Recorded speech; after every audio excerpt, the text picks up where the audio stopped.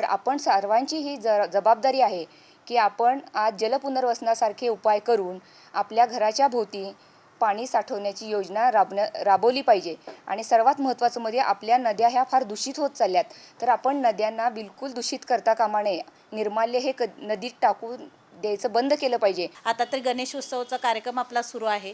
ह्या माध्यमातून सुद्धा जर आपण गणेश मंडळांना जल शुद्ध भक्ती अशी या नावानं जर एक नवीन कन्सेप्ट उभा केली, आज एक वेगवेगळे डिजिटल उभे राहतात. ह्यामध्ये पाण्याचं महत्त्व, पाणी महत्त्वाचं आहे आणि वाचलं पाहिजे.